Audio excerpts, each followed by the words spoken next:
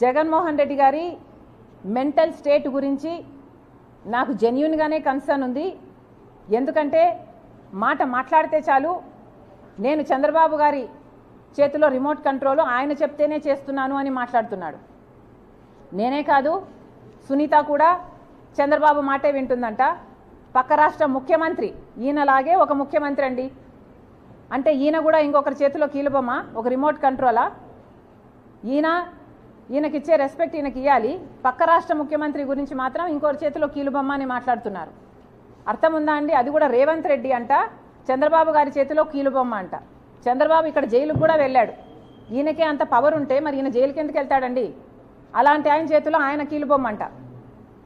So Chandrababu గారి చేతిలో నేను కీలుబొమ్మ, చంద్రబాబు గారి చేతిలో సునీత కీలుబొమ్మ, చంద్రబాబు గారి చేతిలో రేవంత్ కీలుబొమ్మ, చంద్రబాబు గారి చేతిలో మోడీ కూడా కీలుబొమ్మే చంద్రబాబుతో పొత్తు పెట్టుకున్నందుకు. ఇలా చంద్రబాబు గారిని అంత పిచ్చిగా అంత పెద్ద భూతంగా జగన్మోహన్ రెడ్డి గారికి కనిపిస్తున్నాడు అంటే నిజంగానే జగన్మోహన్ రెడ్డి గారు చంద్రబాబు ఒబ్సెషన్తో డిల్యూషనల్ అవుతున్నారు. ఆయన మెంటల్ కండిషన్ను ఒకసారి చెక్ చేయించుకోవాలని కోరుతున్నాం.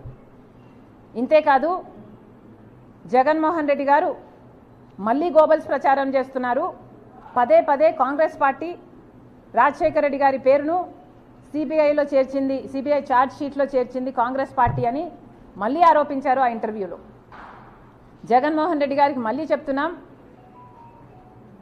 అది చెప్పకముందు ఇంకొక విషయం కూడా గుర్తు చేస్తున్నాం. మీ గోబల్స్ ప్రచారానికి మీకు ఏమాత్రం విలువలు ఉన్నాయో అని, విలువలు విశ్వసనీయత చాలా ఉన్నాయని మీరు చెప్పుకుంటారు కదా, అసలు మీకు ఏ విలువలు ఉన్నాయో ఈ ప్రశ్నలకు సమాధానం చెప్పండి. రాజశేఖర రెడ్డి గారు చనిపోతే రిలయన్స్ హస్తం ఉంది ఆ చాపర్ క్రాష్లో అని చెప్పినవాడు జగన్మోహన్ రెడ్డి గారు కాదా? ఈయన మాట చెప్తే రిలయన్స్ సంస్థలని ఎంతమంది ధ్వంసం చేయడం నిజం కాదా? వాళ్ళ మీద ఈ రోజుల వరకు కూడా కేసులున్నాయి. కానీ అదే రిలయన్స్ వాళ్లకు జగన్మోహన్ రెడ్డి గారు ముఖ్యమంత్రి అయిన తర్వాత రాజ్యసభ మెంబర్షిప్ కూడా ఇచ్చారు. మరి జగన్మోహన్ రెడ్డి గారికి ఏ విలువలు ఉన్నట్టు? అప్పుడు అది సూట్ అయింది కాబట్టి అట్లా మాట్లాడతారు, ఇప్పుడు ఇది సూట్ అయింది కాబట్టి ఇట్లా చేస్తారా? మీరేనా విలువల గురించి మాట్లాడేది? ఏ విలువలు ఉన్నాయండి మీకు? రిలయన్స్ వాళ్ళు కారణమని చెప్పిన మీరు మళ్ళీ రిలయన్స్ వాళ్ళకి పదవులు ఇస్తారు, మీకు విలువలు ఉన్నాయనుకోవాలా?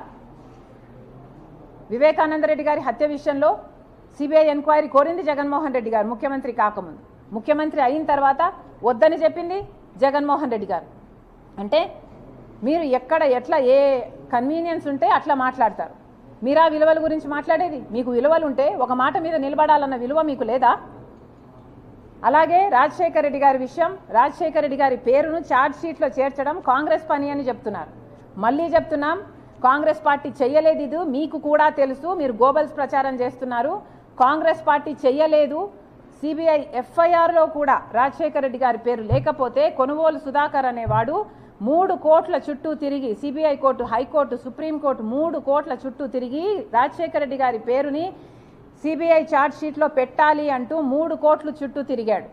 అందుకు మెచ్చి మీరు ఆయనకు ఏఏజీ పదవిని మీరు ముఖ్యమంత్రి అయిన 6 రోజుల్లోనే ఇచ్చారు.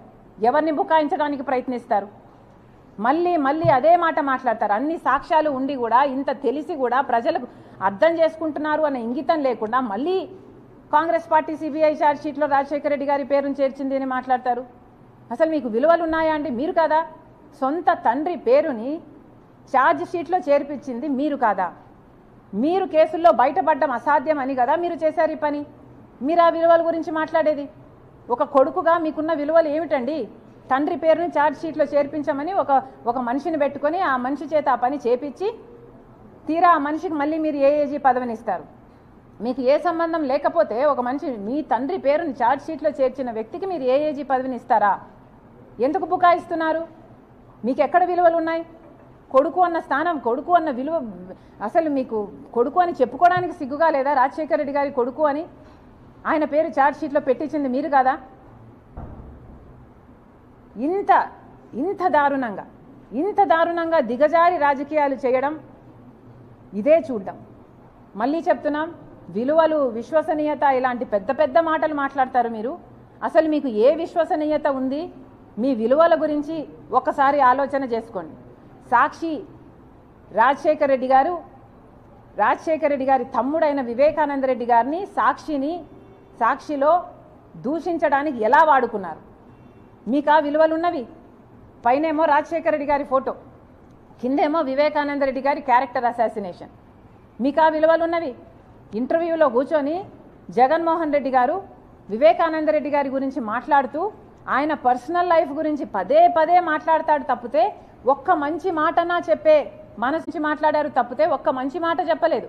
వ్యక్తిగత జీవితం మీరు మాట్లాడే ముందు 2 రోజుల ముందు సోషల్ మీడియాలో ఆయన వ్యక్తిగత జీవితం గురించి వీడియోలు వైరల్ అవుతూనే ఉన్నాయి. అంటే మీరు ప్లాట్ఫామ్, మీరు బేస్ క్రియేట్ చేసుకొని మళ్ళీ అది ఆ పాయింట్ని మీరు ఎంఫసైజ్ చేస్తున్నారు. మీకు విలువలు ఉన్నాయా అండి? దీన్ని విలువలు ఉన్న మనుషులు చేసే పనులేనా అండి ఇవి? మీకు వ్యతిరేకంగా ఉంటే ఎవడినైనా సరే బుల్డోజర్ వేసుకొని తొక్కిపడేయడమే. విలువల గురించి మీరు మాట్లాడతారు. విశ్వసనీయత ఉందా మీకు? విశ్వసనీయత ఉంటే కడప ప్రజలకు సమాధానం చెప్పండి.